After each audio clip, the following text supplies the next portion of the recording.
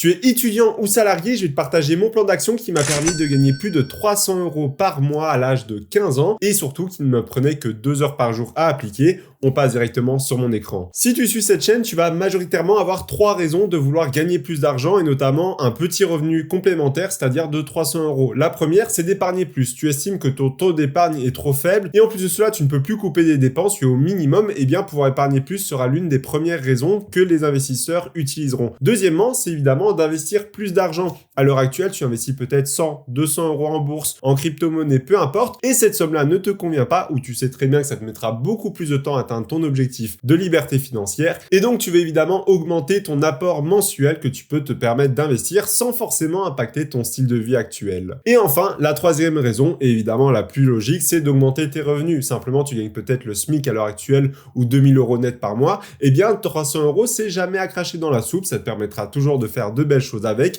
de peut-être mettre une partie en épargne, une autre en investissement et une autre pour le loisir également, libre à toi de le gérer comme tu le souhaites par la suite. Mais donc, il va falloir prendre en compte 3 éléments hyper importants lorsqu'on veut lancer un side business pour gagner un peu plus d'argent, qui sont évidemment les connaissances qu'on va devoir développer pour pouvoir le lancer. Évidemment, lancer une application te demandera de savoir coder, mais également de promouvoir tes services, de simplement savoir les délivrer, ou alors, si c'est de monter une boutique e-commerce, de savoir lancer en fait ses boutiques et promouvoir ses produits. Deuxièmement, c'est l'argent qu'il te faudra dédier à cet investissement et en tout cas à ce projet. Chaque projet demandera en fait un minimum de départ. Certains seront peut-être même de zéro ou tu posséderas déjà en fait les choses dont tu auras besoin. Et enfin, le temps, parce qu'évidemment, encore une fois, chaque business demandera d'allouer un minimum de temps par semaine ou par jour et chacun n'aura pas la même disposition du temps. Et donc ici, je veux absolument trouver un business qui puisse te correspondre au maximum, peu importe ta situation.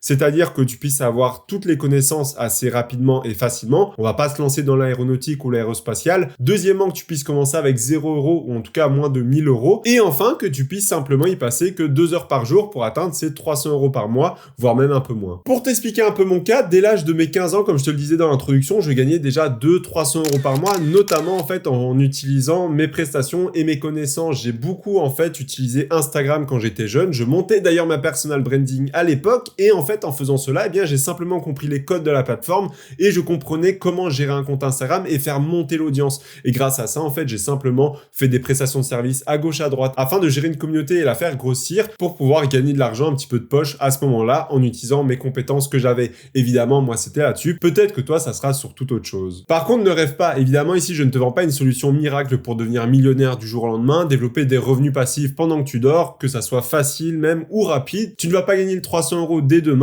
et encore moins magique dans le sens où tu auras des choses à faire et t'as pas simplement un bouton sur lequel appuyer. Mais donc, on va avoir un plan pour cela. C'est que le premier, l'objectif, c'est de faire ces 300 € par mois d'ici les 3 prochains mois. Donc, on va voir. Évidemment, c'est pas propre à tout le monde. Certains mettront peut-être qu'un seul mois et d'autres vont peut-être en mettre 5, 6. Ça dépendra de chacun. Deuxièmement, c'est de développer une nouvelle compétence qui sera monétisable et surtout qui pourra t'apporter un plus, que ça soit aussi sur ton CV ou même simplement développer une nouvelle activité. Et enfin, que ça soit de développer le business par la suite. C'est bien de faire 300 € par mois avec une activité secondaire. Et évidemment, c'est pas un réel business, c'est plus en fait un side business qui va te permettre de faire un complément de revenus, mais c'est d'avoir la possibilité de, si tu le souhaites, augmenter en fait cette entreprise-là, la faire grossir et peut-être même devenir ton propre patron et avoir un vrai salaire de cette activité. Mais donc, le plan et le business qu'on va lancer, il y a différentes solutions. Le premier, on aurait potentiellement YouTube et la création de contenu de manière générale, quelque chose qui est souvent fait et souvent mis en avant. Deuxièmement, le e-commerce qui était la grande mode des années 2017-2018 et qui reste toujours viable aujourd'hui. Le trading qui te permettrait potentiellement de faire de l'argent un peu plus facilement et rapidement. Enfin, pas réellement facilement, parce qu'on sait que 89% des traders particuliers perdent tout leur argent au bout des 4 premières années. Ou enfin, la formation en ligne qui est aussi très en vogue à l'heure actuelle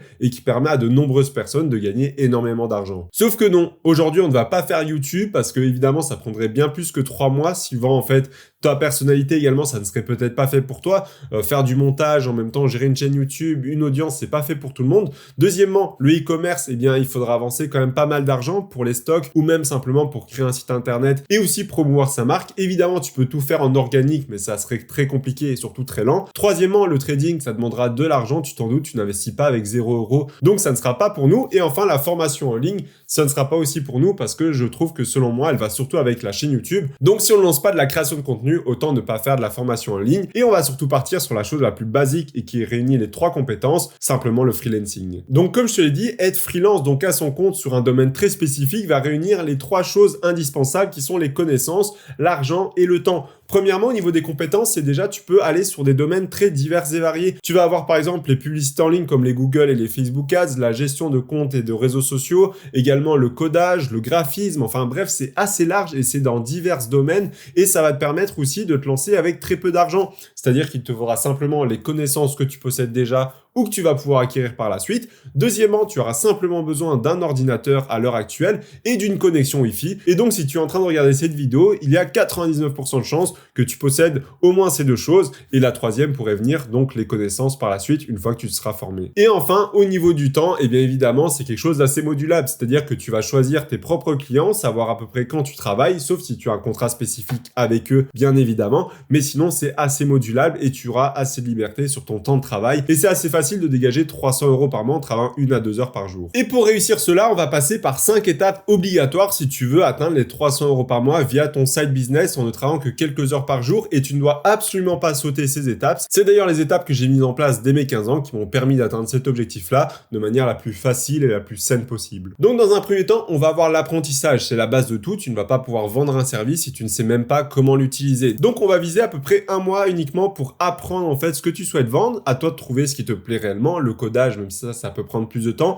peut-être plus du côté marketing, c'est-à-dire Facebook Ads, Google Ads, même les Google Reviews ou simplement en fait la gestion de contenu. Donc environ 1 mois pour apprendre les bases et après évidemment tu pourras peaufiner le reste par la suite le temps que tu lances ton business. Objectif, c'est évidemment de développer un value skills, c'est-à-dire une compétence pour laquelle tu peux être rémunéré en échange d'un service et de manière générale où tu peux être bien rémunéré ou même carrément à la commission par rapport à ta performance. Et pour te donner un exemple, de mon côté, j'avais appris, comme je te l'ai dit, les Facebook Ads. Donc ça regroupait aussi Facebook, Instagram, WhatsApp, peu importe. Et ça, c'était une compétence qui est très, très recherchée à l'époque parce que, et même aujourd'hui, parce que les entreprises, en fait, souhaitent développer leur chiffre d'affaires. Et c'était l'un des meilleurs moyens qui était à notre disposition et que très peu de monde utilisait. Il faut savoir que j'ai appris énormément de choses avant de me lancer, à la fois comment faire des contenus de qualité qui donnent envie d'aller sur le site internet, donc que ça soit la photo, le texte, donc j'ai appris aussi le copywriting, mais également la psychologie humaine, c'est-à-dire quels sont les biais qui vont faire cliquer sur une publicité, quelles sont les choses qui vont en fait déclencher l'achat, toutes ces choses-là, et aussi comprendre un persona, c'est-à-dire savoir à qui je devais m'adresser par rapport à un type de publicité, ou également le parcours client, lequel serait le plus adapté juste après la publicité, pour être sûr en fait d'avoir un maximum d'achats derrière. Et évidemment, tout ça, il faut l'apprendre et on va pas l'apprendre n'importe où. J'ai à peu près classé les différents points sur lesquels tu vas pouvoir te former du plus pertinent au moins pertinent. Donc le premier, tu auras forcément la formation en ligne. Tu vas pouvoir à la fois du coup suivre un cours d'une personne qui est très influente dans ton domaine.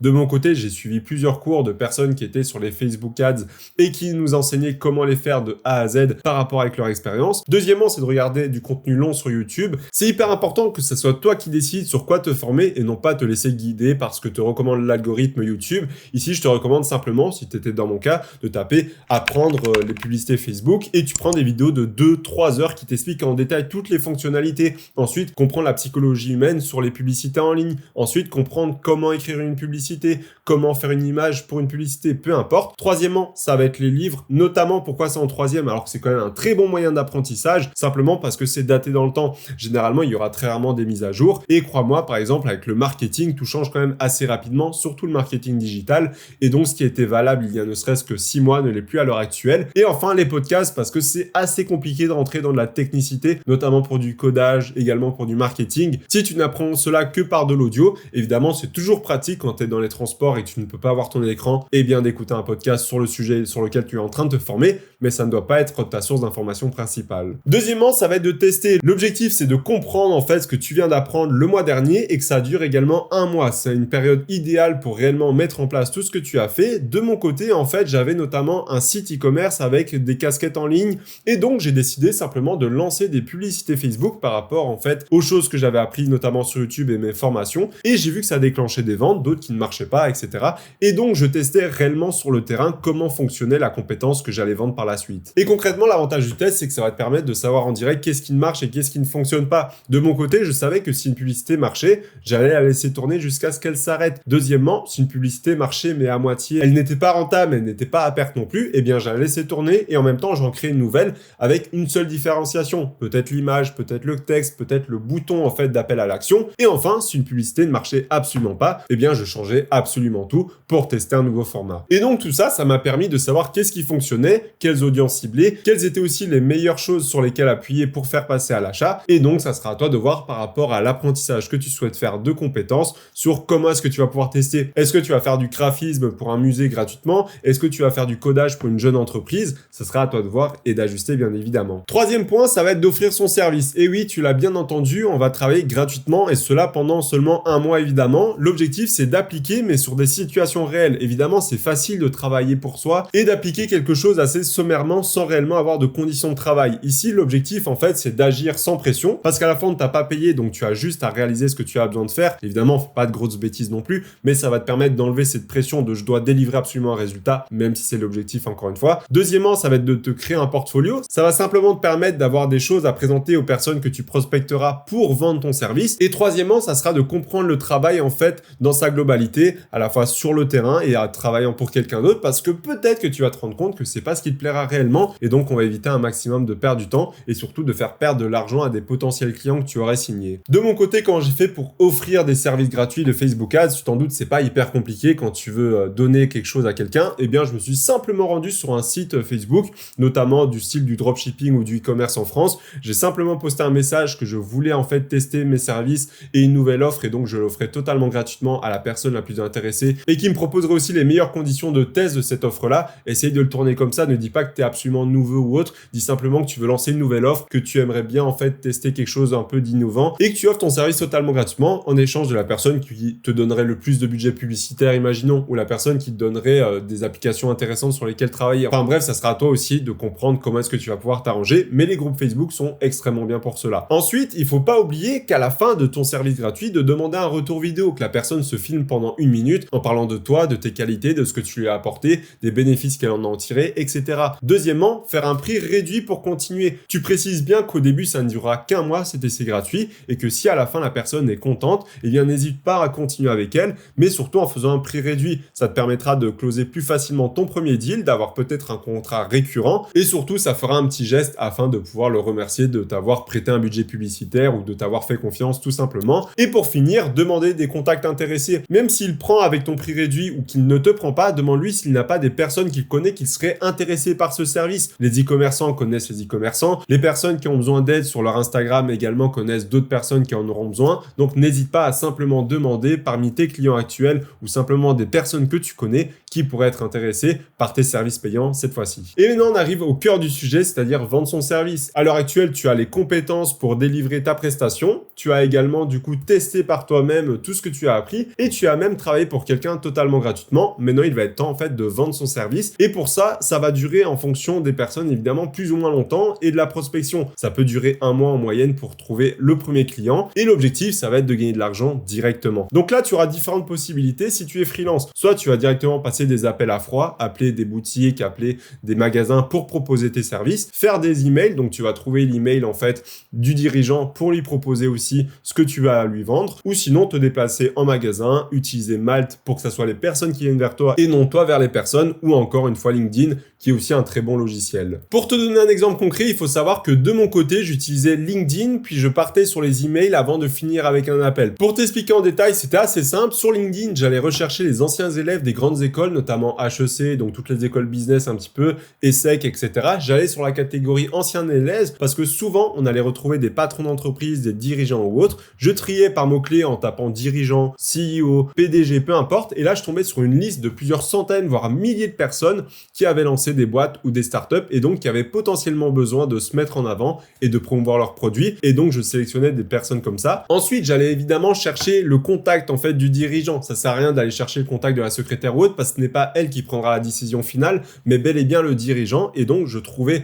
via des extensions afin de trouver soit l'adresse mail directement sur LinkedIn, soit sur le site e-commerce en fait de la personne où il listait à peu près tous les emails de ceux qui travaillaient. Donc, une fois qu'on a le mail, évidemment, je vais commencer par créer une séquence email. J'avais notamment 3 emails et l'objectif, c'était qu'au sein de l'email, je lui transmettais une vidéo de moi qui analysait en fait ses publicités Facebook, de ce qu'il allait pouvoir améliorer, de ce qu'il allait pouvoir mettre en place s'il n'en avait pas, et aussi de ce que faisaient ses concurrents afin de faire un petit peu un déclencheur dans sa tête. Et une fois s'il était satisfait par ce que je lui proposais, eh bien simplement je le renvoyais vers un appel gratuit pour lui expliquer un peu plus en profondeur ce que je lui proposais, ce qu'on pourrait lui mettre en place et aussi mon offre tout simplement. Et donc à ce moment-là, ça se passait via téléphone après la prise de rendez-vous sur Calendly. L'objectif était évidemment de trouver le problème du client. Si le problème ce n'était pas en fait de faire des ventes parce qu'il a déjà énormément de clients, mais simplement d'augmenter sa notoriété, eh bien c'était pas du tout la même chose. Et si tu lui vends le mauvais problème, il n'achètera jamais ta solution. Deuxièmement, ça sera de présenter ton offre irrésistible. Il faut absolument qu'elle colle avec les besoins en fait de la personne en face. Et enfin, de négocier directement avec le CEO, donc le dirigeant, parce que ça sera lui qui prendra la décision finale. Évidemment, si tu contactes Total ou autre, ça sera très compliqué de le trouver. Mais généralement, dans les petites entreprises, tu le trouveras assez facilement et il ne sera pas compliqué pour toi de le contacter. Maintenant, on arrive à l'étape finale. Tu as enfin touché tes 300 €, peut-être un peu plus même si tu as réussi à signer des plus gros contrats, peut-être un peu moins pour débuter. Ça sera évidemment à toi de voir comment tu vas gérer ton offre. Eh bien, tu as différents choix. Soit tu vas les virer directement pour toi, te faire plaisir, épargner plus comme on l'a vu en début, investir, ou alors tu vas les réinvestir dans ton business afin justement de le développer et de le faire grossir et peut-être même qu'il devienne ton travail à temps plein. Pour cela, tu as différents endroits où tu vas pouvoir le réinvestir. Premièrement, dans les connaissances afin de développer de nouveaux services, de nouveaux produits. Imaginons tu étais que sur Facebook Ads, eh bien tu vas peut-être te former à Google Ads, LinkedIn Ads,